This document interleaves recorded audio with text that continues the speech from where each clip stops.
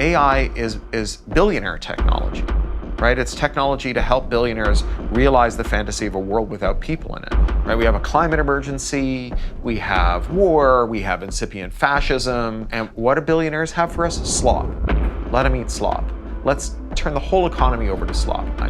Your job that matters to you, it can be replaced by a slot machine.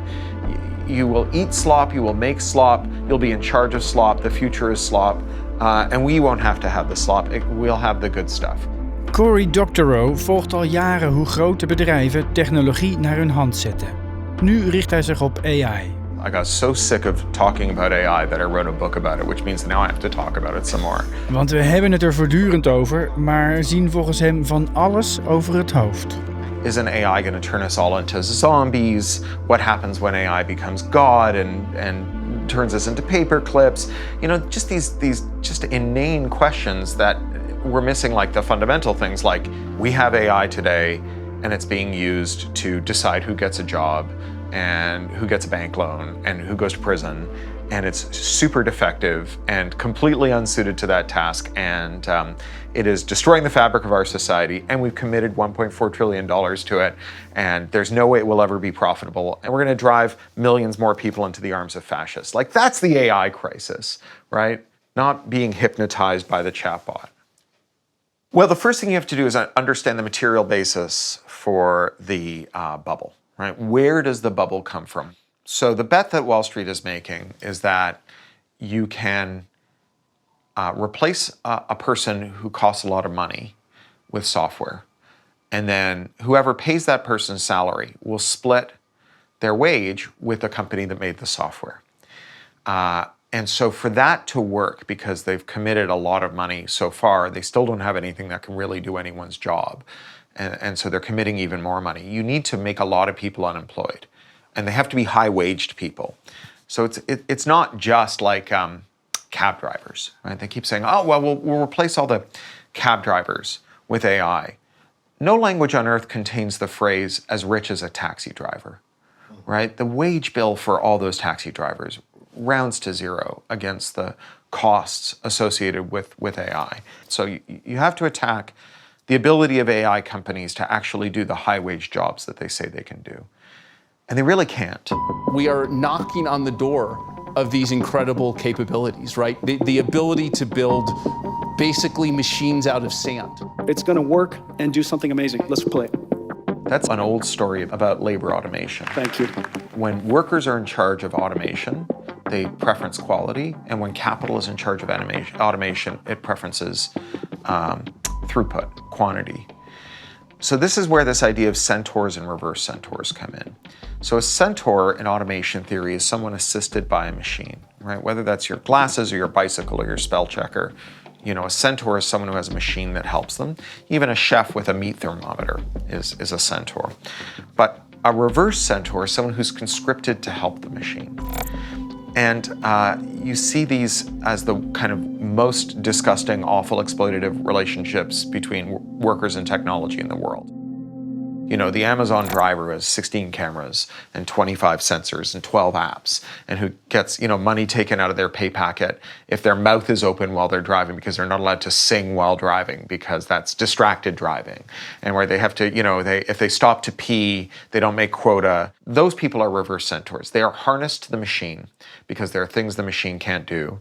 The boss is invested in the machine and they want to extract maximum capital profit from this asset before it depreciates. And so they want to work it at the very limit of the human who is the bottleneck.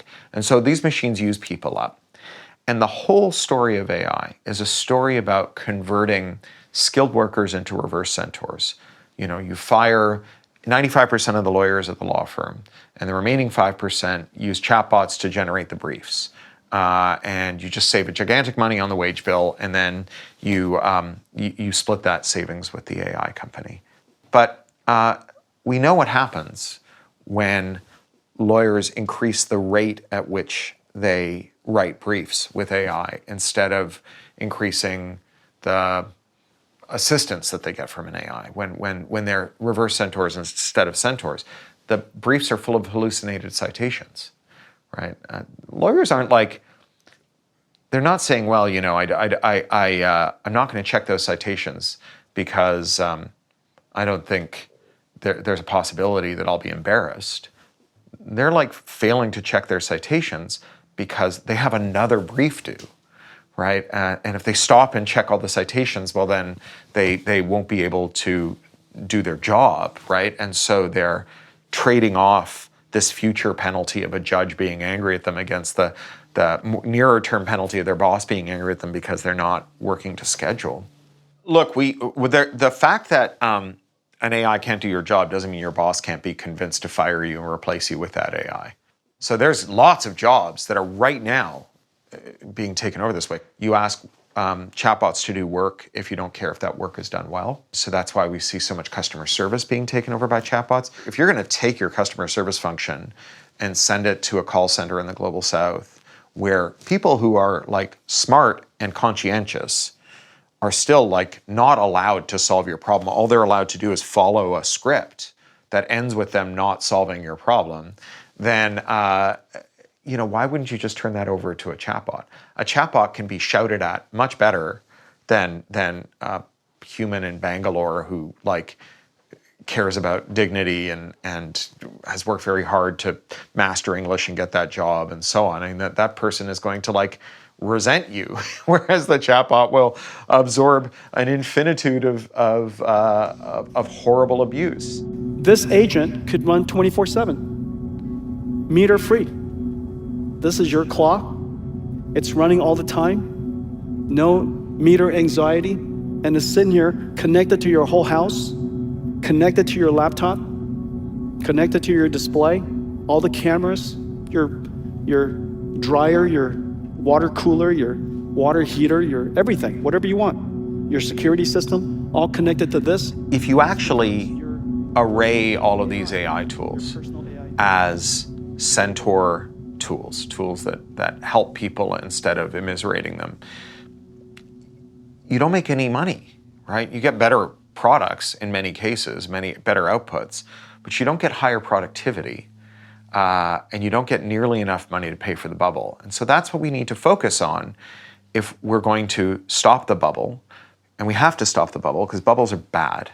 Bubbles are a way to transfer money from industry insiders or from normal investors to industry insiders. They're a way to bankrupt ordinary savers in order to make wealthy, unscrupulous insiders richer. And this bubble is so large that the longer it goes on, the more ordinary working people whose lives it's going to destroy.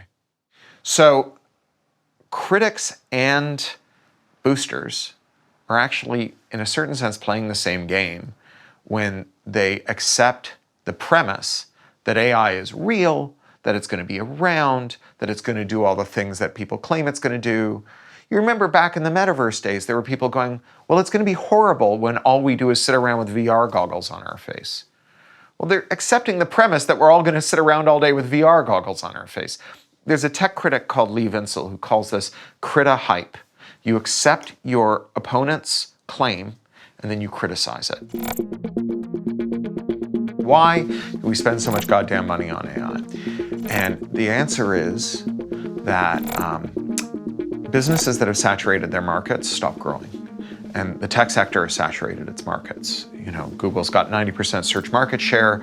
Apple's got about 90% of the affluent, the affluent consumers in the world using iOS devices. Meta has the lion's share of social media and so on. And they're not going to grow anymore. Like when you have a 90% market share, you can't grow. Investors do not value mature companies the way they value growth companies. When you buy a share in a growth company, you're buying a share of all of the growing revenue from its future. When you buy a share in a mature company, you are buying a predictable share of that company's revenue year on year. It's like an annuity. Now, the corollary of that is that when you stop growing, you become grossly overvalued. So remember January 2022, Mark Zuckerberg did his quarterly investor report, and he said, now we projected so and so many American new users last year. We got fewer than that new users. We still grew, not as much as we thought. There was a $240 billion one-day sell-off of Meta shares. right? It's at the time the largest decapitalization of any firm in the history of the world, right? Because that's what happens when you stop growing. Now, if you're a growth stock, if your stock is highly sought after, trades at a premium, and is very liquid, then you can buy things with it instead of buying with money. So if you want to keep growing by buying another company, which is like how all the tech companies have grown, they just bought all their competitors, you don't have to like find dollars to grow. You can find shares to grow. And the thing is that you only get dollars if like a creditor or a customer or an investor gives them to you, whereas you get shares by typing zeros into a spreadsheet at the corporate headquarters. If you make dollars at the corporate headquarters, the Treasury Department pays you a visit and takes you away in handcuffs. So imagine Philips bidding against like Meta to buy a company. You know, Philips wants to get into the spy glasses business. Meta wants to get into the spy glasses business. One company has got the right patents and talent pool, so they're bidding against them. Philips needs euros. Meta needs to type zeros into a spreadsheet. Meta's going to win that auction every time. For a while, the tech companies would claim that they were going to grow by becoming each other. So Google had Google+, which was basically their way of telling Wall Street, we're going to be Facebook. And then Facebook had the pivot to video, which was their way of telling Wall Street, we're going to be YouTube. And the nice thing about that is you know how much YouTube is worth because it's on their balance sheet. And so you can say, this is our growth opportunity. The bad thing about it is when Facebook claims that they're going to be YouTube, Google says, I don't think you are. And they make a very forceful case for why Facebook can't be Google.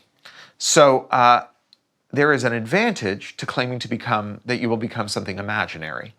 Because while there is a certain lack of precision in the market opportunity associated with something that doesn't exist, at least no one is there doing that thing claiming, no, that's our job. And so it was blockchain, and it was metaverse, and it was cryptocurrency, and it was NFTs, and now it's AI. Right? So there is infinity dollars for AI because this is their growth story. This is the current growth story. It's actually kind of petering out. So now it's like super intelligence because they need something. It's just like, it couldn't just be crypto, it had to be blockchain. It couldn't just be blockchain, it had to be metaverse. It couldn't just be metaverse, it had to be Web3. We're seeing that progression with a much larger bubble this time. In finance, there's this saying or this principle, they call it Stein's law, and it holds that anything that can't go on forever eventually stops. The circumstances of AI can't go on forever.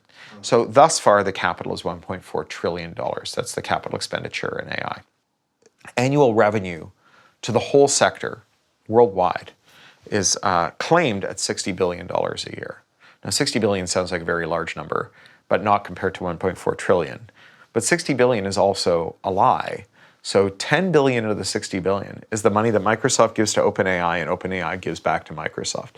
This isn't even an accounting trick, right? Like this is just fraud, right? That's not revenue. If you're like walking in the street and there's like a teenager in a green apron who hands you a voucher for a latte, and you walk into the Starbucks and you give them the latte, Starbucks has not made €7. 7 AI companies, the Magnificent Seven, are 35% of the American stock market, the S&P 500, and they trade around the same $100 billion IOU really, really quickly and pretend that it's in all of their bank accounts at once. Again, that's not even accounting fraud, right? It's just a scam. You cannot turn $50 billion into $1.4 trillion. You can't turn it into 700 billion. You can't turn it into 300 billion in 3 years or 5 years. You just can't. Unless investors still believe that you can actually replace so many jobs in the next 3 to 5 years. Mm-hmm. Yeah, I guess, if you can keep finding more people to put money in it, but it's absorbing a substantial fraction of the world's liquid capital. And, thanks to Comrade Trump, there's a bunch of Gulf states near the Strait of Epstein who need that capital that they were putting into data centers to rebuild their LNG terminals and oil refining facilities because they will not have money to invest in dumb bubbles in the future if they don't have an LNG terminal and an oil refinery. So, they're very clearly anxious to get normal people's money into the market so that the institutionals can get out and the whales can get out. So if anything that can't go on forever eventually stops, and if these companies are therefore, eventually going to become insolvent, we are going to have a post-bubble AI that is going to be characterized by cheap GPUs bought out of receivership at 10 cents on the dollar, the ability to hire these skilled workers quite cheaply.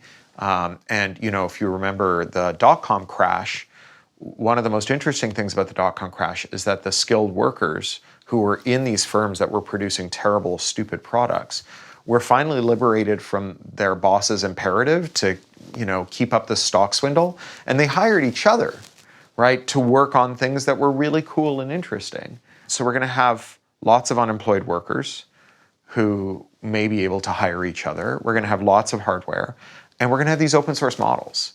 Because the companies, they've released these open source models sort of as calling cards, right? Again, as kind of demos. Well, it turns out that these things have not been optimized at all. And when you start to optimize them, you can wring so much performance out of them that they start to rival the things that you can do with these so-called frontier models, maybe lagging them 1 or 2 years.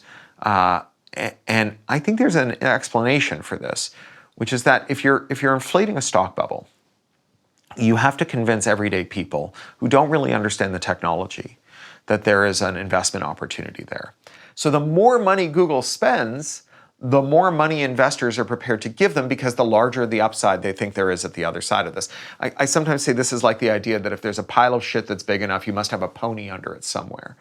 And so why would you bother optimizing these models to run on low-end chips, to work, in an efficient way, solve people's needs on their hardware that they owned in their own homes or in their work places and so on?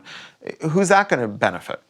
So what we see in the real world is that whenever someone says, hey, these open source models that are supposed to just be toys, what happens if I try and squeeze some more performance out of them? What can I do with them? And they run away with it. The most famous example is this company, DeepSeek. What they produced was something so powerful running on old chips that NVIDIA lost $600 billion, almost 2/3 of $1 trillion in one day, which set a new record after Meta for the single largest decapitalization of any firm in the history of the world. What's happening at DeepSeek is happening all over the world all the time. You go on Reddit forums for people who are just tweaking these models like Olama, Hugging Face, and so on. It's just full of people being like, oh yeah, I spent an afternoon just like fine-tuning it. Look at how much better it's performing. So you put those three things together, right? Cheap GPUs, lots of skilled workers looking for work, open source models that have lots of room for optimization, and maybe you do get a world where AI just becomes what I think it is, which is just plugins, useful plugins. And so, we'll get these plugins. It'll be like the plugins that we've had for our word processors forever. And a lot of people will use them to do terrible, stupid things. And some people will use them to do useful things. And we're not going to spend all of the accumulated capital of the human race on them. We're not going to worry that the plugin is going to become God. We're not going to take the last 3 milliliters of drinkable water left in our country and use it to cool a data center to see if we can make the plugin run faster. It'll just be a normal technology, which is fine.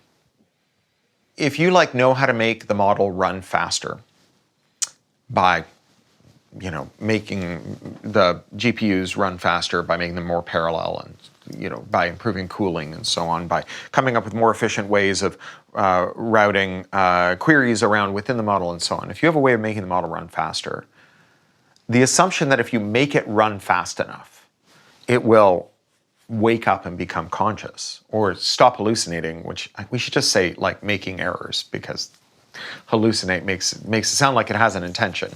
But the idea that it'll stop making errors, well, it doesn't make errors because it's not fast enough. It makes errors because of foundational characteristics in the technology.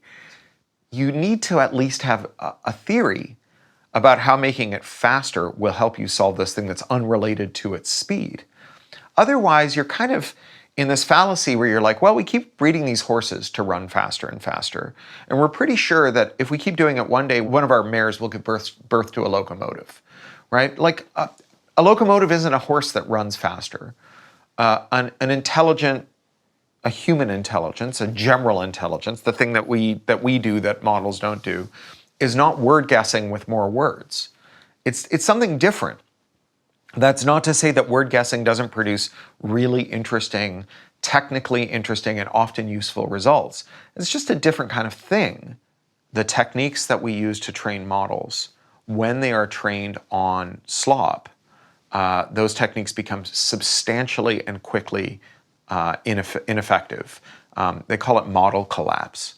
It's a bit like inbreeding or like feeding cows the brains of other cows, right? They kind of get mad AI syndrome. So much of the training data that you get today is generated by AI, and that training data is substantially worse and maybe catastrophically worse for producing reliable models. And so it's a really serious challenge for the sector, and one that is grossly underplayed by them.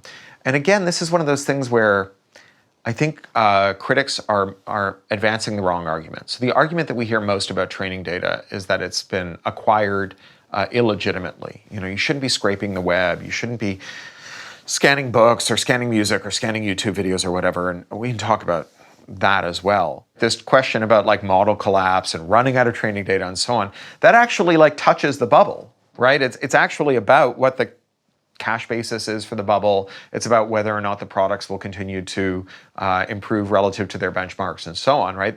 Those are like material questions that will affect the ability of scam artists like Sam Altman to get billions of dollars from either normie investors or institutionals and high net worth individuals. That's the question we need to keep uppermost in people's mind, not the debate about whether they should pay before they scan a book. It's okay if we use AI as long as we have like this human in the loop that Sure. kind of checks the AI work. Yeah. And then we're fine. Yeah. And we can save a lot of money and... Yeah, so, I mean, broadly, you do want people to check the output of any automated system. The problem with human in the loop, the airports, most of the time, people aren't trying to hijack airplanes. Hijacking an airplane is an extremely rare activity. So the people who watch the X-rays at the airport, when they are tested by like government red teams to see whether they can spot like a disassembled gun or a disassembled bomb, they fail those tests all the time. But when you bring a water bottle in your bag, even if you've forgotten it, they always catch it because they're really good at spotting the thing that happens all the time. They get practice every day, all day long. They get practice catching water bottles. They don't get any practice catching bombs and guns because like the proportion of guns and bombs in people's hand luggage rounds to zero, right? It's like 0.000000001% of people getting on an airplane at Schiphol or at Heathrow have a gun or a bomb in their bag.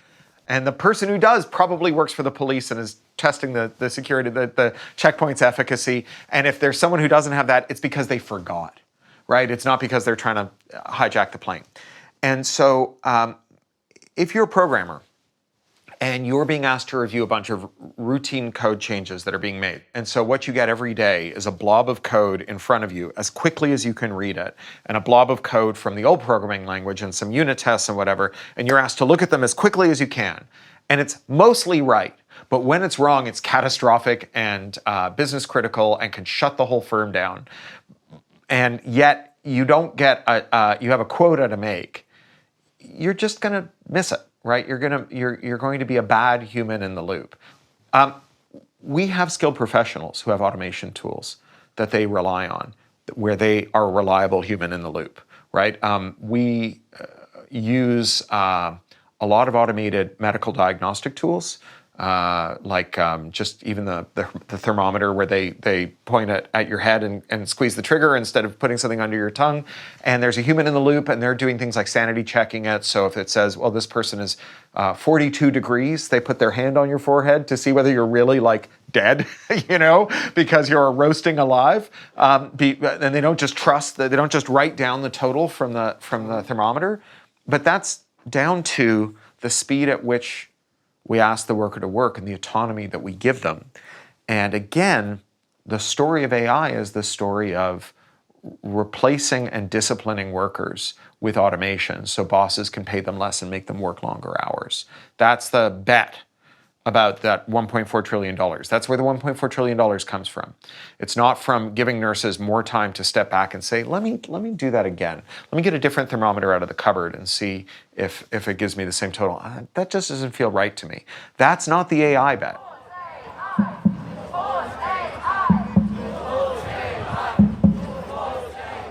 I think that the backlash against AI is very interesting, and it's certainly, to a certain extent, a specific backlash about the specific things about AI. People don't like the slop.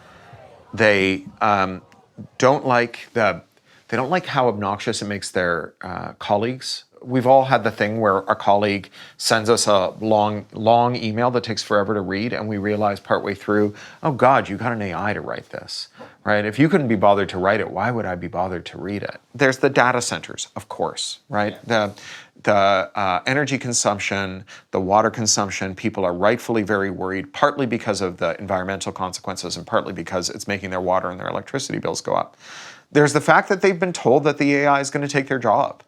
And that their bosses are already telling them, you better work harder and take a lower wage or I will fire you and replace you with AI. That's already happening, even if the AI can't do it. So you can see why people would be angry. But I think it's important to understand this backlash as part of a wider phenomenon that has been underway now for about a decade, which is a growing outrage towards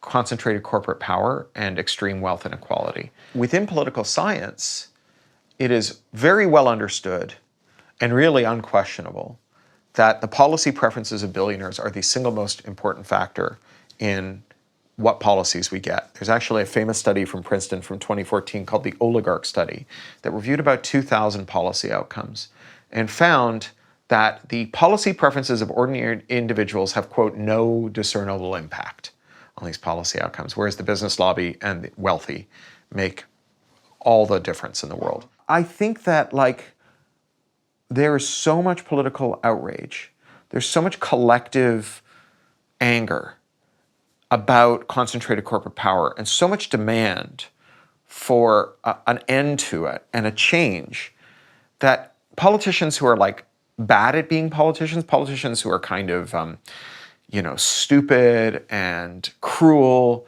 they start talking about this stuff. So they stop talking just about racism. They say, I'm in favor of racism and I'm against at least some billionaires. I found a billionaire I don't like. And all of a sudden, their political power doubles and triples, right? And so if they can do that, progressive politicians are discovering they can do it too. AI data centers are a big piece of charismatic macrofauna that's right there that you can get angry at. The fact that people are angry about concentrated corporate power, the fact that Trump is doing everything he can to make the case that we shouldn't support the old system. I mean, when you have Mark Carney, who is the Davos man of all Davos men, going to Davos and saying, there is a rupture in the old order and I never liked it anyway, right? When he's there saying that, you know that there's room for change. And so what do we do with this room that's available to us? Trump is making the case that we can't trust American technology anymore. It's not just that it steals from us and spies on us. It's that Trump will shut off your government if he doesn't like it because they're all using Microsoft Office 365 or Google Docs. Trump can shut off your tractors if he doesn't like you. He doesn't have to, roll tanks into nuke to steal Greenland, right? He can just Hormuz all of Denmark with Microsoft's help and cut off the world supply of Ozempic and Lego and delicious black licorice, until we all agree that he can have whatever country he wants. We just shouldn't trust software like that. And so, I think that we have this unprecedented opportunity, unprecedented in my lifetime of working on this, 25 years of working on this, to seize the means of computation, to build new systems that replace America's systems, and to get rid of the laws that America insisted we pass that make it illegal for us to extract our own data from American phones, from American platforms, to load our own software onto American hardware that we've bought. And the sooner we get rid of it, the sooner we can say, okay, well, America makes trillions exporting defective goods that extract money from us, extract data from us, and make us vulnerable to the whims of the mad emperor in Washington, D.C. Instead of paying trillions, we could make billions by selling everyone in the world the tools to get shut of that stuff, and to be safe, and to have integrity, and to not have your money stolen with 30 cents out of every euro you spend in an app being sent to Cupertino, California. This is an amazing opportunity. You know, Jeff Bezos, when he started Amazon, he was notorious for telling his suppliers, your margin is my opportunity. Well, you know, when he did it to those people, it wasn't progress. If we do it back to him, it's not piracy.